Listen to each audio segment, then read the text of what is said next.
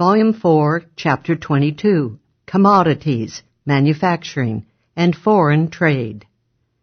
Before the war, Great Britain had been the principal exporter to and importer from the American colonies.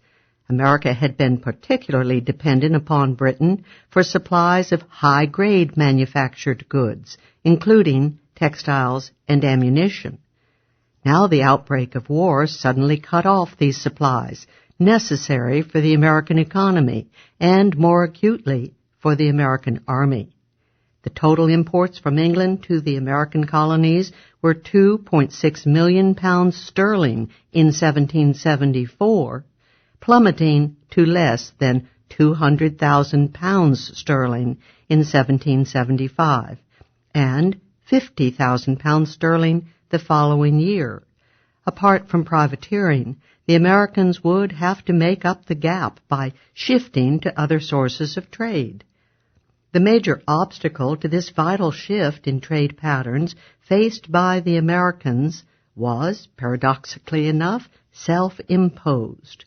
The Continental Association, an intelligent method of putting pressure on England before Lexington and Concord, was now simply a destructive, self-imposed barrier on importing supplies. The pressure policy had failed, war had begun, and now the desideratum was to obtain supplies.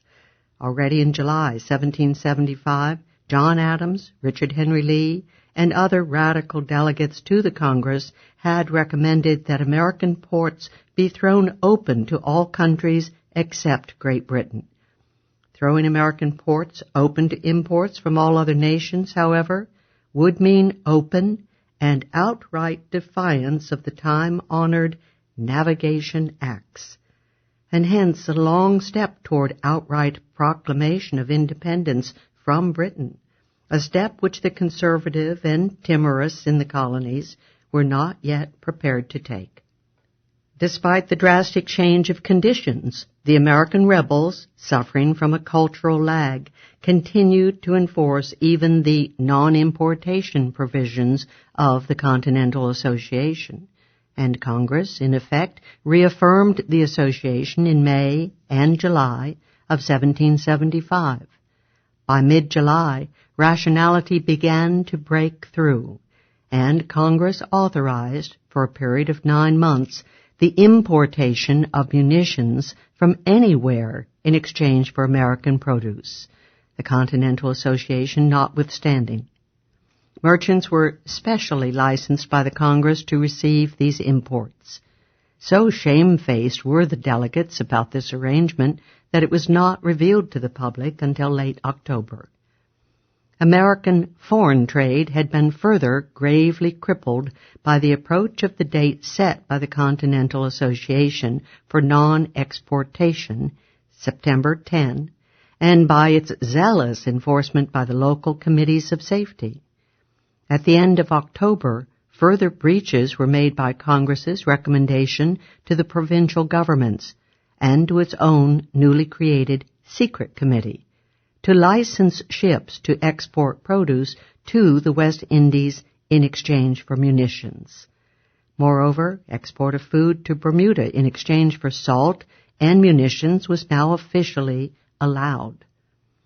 It also began to dawn on some colonists that Britain's exemption of 4 of the less revolutionary colonies, New York, Delaware, North Carolina, Georgia, after April 1775 was now a boon rather than a bane.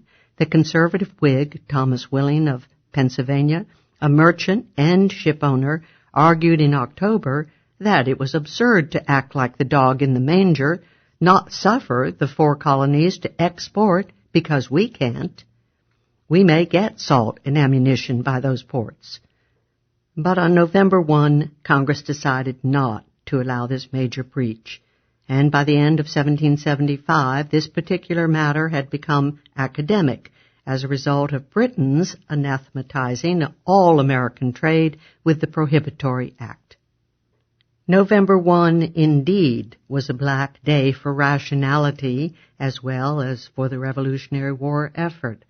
for Congress staunchly reaffirmed the Non-Importation Pact, with the exception of the specifically licensed shipments for munitions.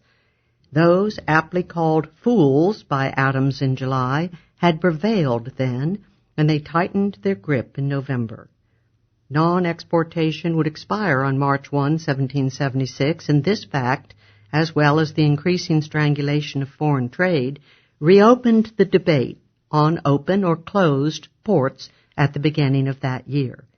This time, willing, eager enough to import goods into American ports, was hardly eager to throw open American importation to the ships of all nations. Typically, the conservative faction in Congress chose to place protection of the state-granted privileges above success for the Revolutionary War effort. Thomas Johnson of Maryland wailed that the merchants and shipbuilders would suffer if foreign nations enjoyed the carrying trade to America. Samuel Chase of Maryland and John Joachim Zubley of Georgia opined that opening of the ports smacked too much of American independence. Spearheading the fight for free trade with the rest of the world were the radicals, Richard Henry Lee and George Wythe of Virginia, Christopher Gadsden of South Carolina, and John and Sam Adams of Massachusetts. They pointed to the growing scarcity of goods and the consequent distresses of the poor. They also shrewdly noted that admitting the ships of foreign nations would be likely to bring in its wake foreign warships to protect the merchant vessels, thus aiding in the American struggle against the British Navy. The Virginia Provincial Convention urged Congress to open the ports, as did the Philadelphia Committee of Inspection. The British Prohibitory Act proved to be the decisive means of radicalizing Congress on this issue, and on April 6, they provided that imports and exports of all goods to and from all parts of the world except Great Britain and her possessions would henceforth be free. The onerous acts of trade and navigation were at last no more, and Sam Adams exulted that we have torn into shivers their acts of trade by allowing commerce, subject to regulation, to be made by ourselves with the people of all countries. Here was a momentous step indeed toward American independence from Great Britain. Although the restrictions of the Continental Association on trade with Britain remained, the freeing of all other trade greatly reduced their crippling impact, and they were soon relaxed still further. One of the most onerous provisions of the association, in effect since March 1, 1775, imposed total non-consumption of tea. Zealous enforcement by local radical committees understandably alienated many citizens from the radical cause. Also understandably, merchants put pressure on Congress to relax what had now become absurd as well as tyrannical regulation. Despite the opposition of Benjamin Franklin, Thomas Lynch of South Carolina, and Richard Henry Lee, Congress agreed on April 13, 1776, to permit at least the sale and consumption of all tea imported before December 1, 1774, when the non-importation clauses of the Continental Association had gone into effect. Since it was difficult to distinguish between tea imported before and after that date, this measure proved another advance toward freedom of trade. Still another important advance toward free trade was the liquidation of the economically absurd provisions of the Continental Association for fixing the prices of imported goods at their previous levels. Since the association and then the war were bound to make these goods far more scarce and therefore raise their prices, enforcement of such provisions could only lead to drastic shortages of the goods and dislocation of the economy. Shortages and dislocation later aggravated by the still higher prices necessarily brought about by the paper money inflation financing the war effort. In the North, the price regulations caused a great deal of trouble from the beginning of the non-importation, particularly in New York and Philadelphia and their tributary markets. Most foodstuffs were grown in America rather than imported, and hence remained abundant during the war. The important exceptions were salt, tea, and the West Indies products sugar and molasses. The dearth and consequent high prices of previously abundant West Indies commodities, in contrast to the more stable prices of home products, were the particular irritants in the North, and hence were the special objects of zeal in enforcement by the radical local committees. During the winter of 1775-76, the Philadelphia Committee continually harassed the merchants. In December 1775, the committee fixed detailed wholesale and retail prices for oil, following this up on March 6 with a comprehensive schedule of fixed prices for such West Indian trade products as salt, molasses, rum, coffee, cocoa, and sugar. Violators would be advertised as sordid vultures who are preying on the vitals of their country in a time of general distress. This petulant deed was quickly imitated by the New York Committee, which had previously harassed merchants for alleged overcharging in the price of pins. The Newark Committee followed with similar schedules for West Indian commodities on March 15, and other imitators were the Joint Committees of Inspection of the towns of New London County and the Joint Committees of Hartford County, Connecticut. The New Hampshire Provincial Congress and the Providence, Rhode Island Committee also issued frequent warnings and outcries against the rise of prices. In the South, the major scarce imported commodity was salt. Salt was essential for the preservation of meat and fish, and the bulk of colonial supplies of salt had come from Turk's Island in the British West Indies, now closed to American shipping. Local communities in the South, particularly in Virginia and Maryland, tried desperately and unavailingly to stop the rise in the price of salt, efforts which could only aggravate the shortage. People in the Virginia uplands went so far as to join in looting raids against the salt stocks of Tidewater merchants, raids which only intensified the shortage still more. Congress was finally moved at the end of December 1775 to relieve the salt shortage by opening Maryland, Virginia, and North Carolina to the import of salt from any foreign country and to the export of any produce in exchange. Thus, salt, at least in the Upper South, won free trade before other commodities. Having watched the colonies struggle unavailingly against price increases for scarce commodities, Congress decided to complete its great free trade program of April 1776 by completely scrapping the price control provisions of the Continental Association. Wisely asserting that merchants should be encouraged to import from abroad by a prospect of profits proportionate to the risks incurred, Congress resolved on April 30 to end the powers of committees of observation and inspection to regulate the prices of goods. Domestic trade immediately flourished again with the sweeping away of the restrictions, and the merchants happily ignored the exemption the Congress had tried to make for green tea.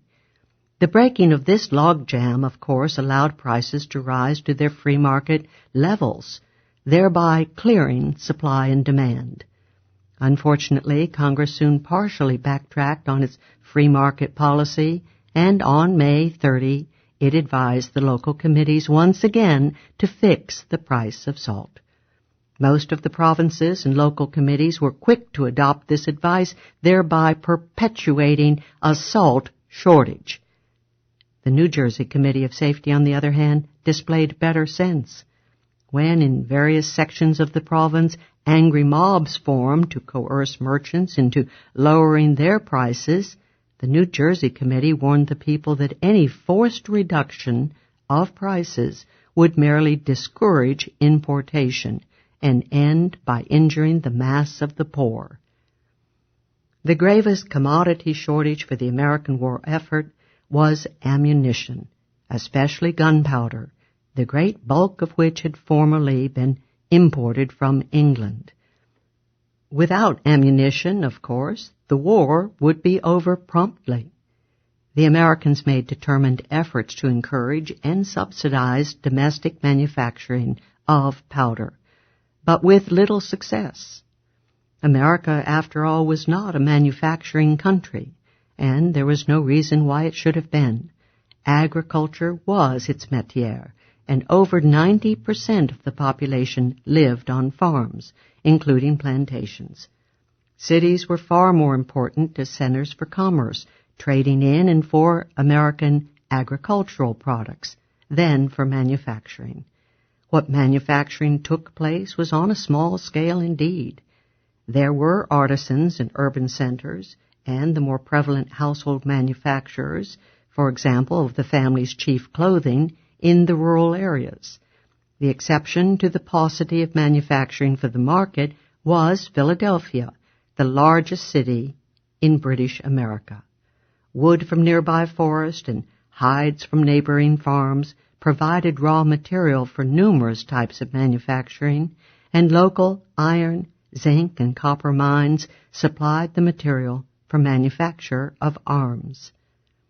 Seeing that the powder shortage was critical, the Continental Congress, as early as June 10, 1775, urged the provincial governments to subsidize or engage themselves in the manufacture of gunpowder.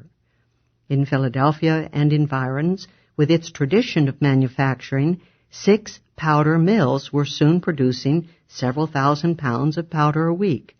The Virginia Convention also passed a bill subsidizing powder mills, but with little success.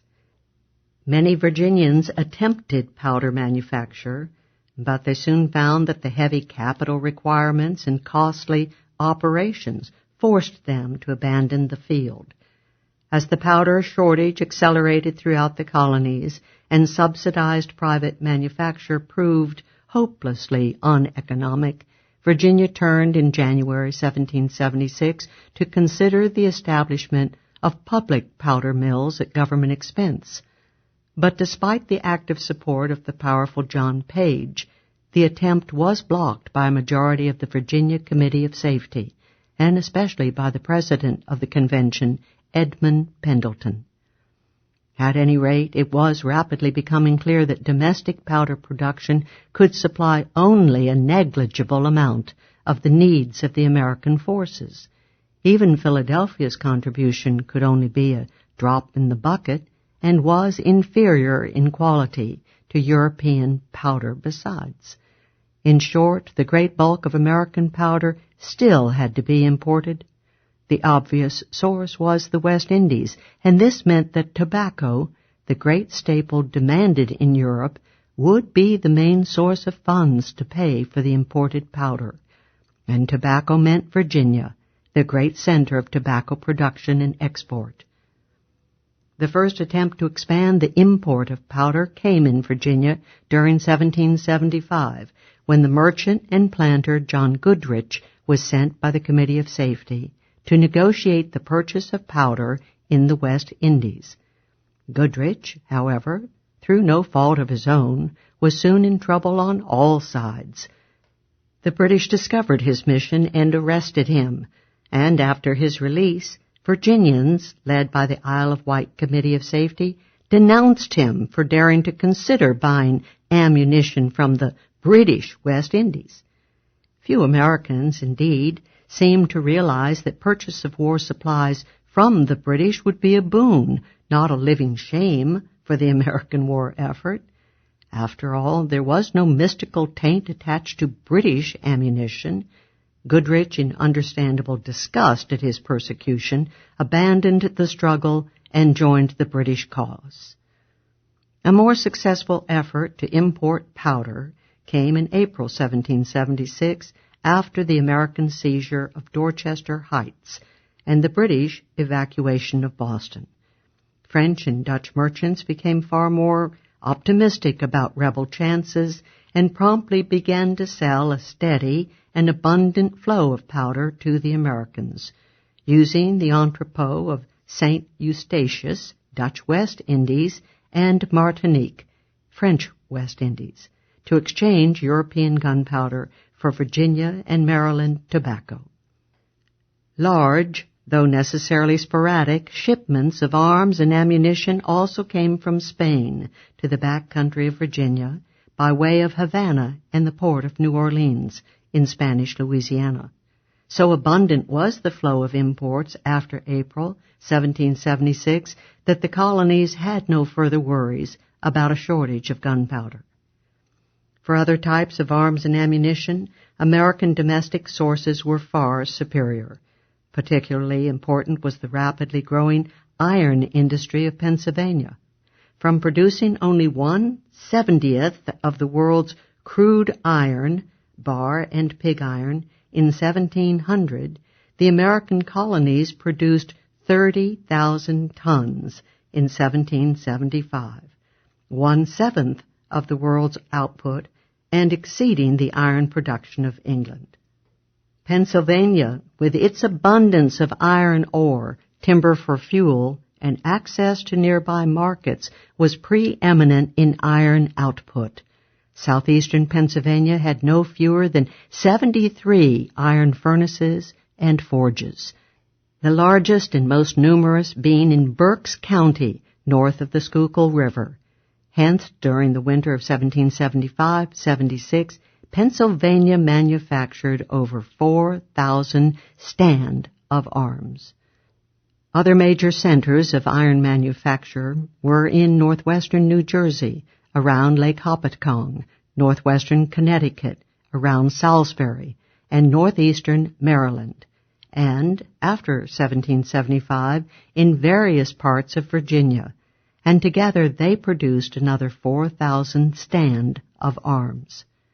In contrast to the production of crude iron, the manufacture of finished iron had been restricted, though only slightly in practice, by the British Iron Act of 1750. The stimulus of war contracts, however, quickly spurred the construction of iron foundries in Massachusetts, New Jersey, Maryland, and especially in Pennsylvania. And village blacksmiths and other artisans were fully competent to turn their attention to finished iron for the war effort. The Americans also benefited from zinc deposits in northwestern New Jersey and copper mines in New Jersey, Pennsylvania, and Maryland. As a consequence, the Army suffered no shortage of iron, rifles, muskets, or ammunition. American cannon, however, proved far inferior to European, and the rebels quickly placed their reliance on cannon, whether iron or brass, imported from France or captured from the British. There was one vital ingredient of ammunition, however, that was short during the war: lead. So scarce was lead that as early as June 1775, the Continental Congress pleaded with the provinces to open up governmental lead mines. Several colonies tried this desperate experiment, but, as might be expected, the results were failures. Yieldless mines, as in New York, or marginal mines, as in Middle Connecticut. This should have been expected, for any useful lead mines would have been discovered and exploited by private enterprise. The only workable lead mines were operating in southwestern Virginia, near what is now Austinville. By the summer of 1776, the Americans were stripping lead from clocks and windows to provide the Continental Army. Of the food products, we have seen that the major item in short supply was salt. While some salt could be imported from the West Indies, the Americans also constructed makeshift factories along the coast to make salt from evaporated seawater. This was a basically uneconomic process, to be sure, but was made temporarily profitable by the high price of salt caused by the scarcity of supply. Thus, when market prices were permitted to rise, the wartime shortage of salt created its own partial corrective. Also cut off by the war was a very large amount of textiles for clothing imported from Great Britain, but this drastic cut was nearly compensated by large increases in household manufactures of homespun cloth, as well as by seizures by privateers. In New England and the Middle Provinces, farmers, with ready flexibility, increased their household production of woolen and linen cloth. In the South, farmers and planters increased their output of homespun linens, cottons, and linsey-woolsey, and many backcountry settlers simply wore their deerskin clothing as before.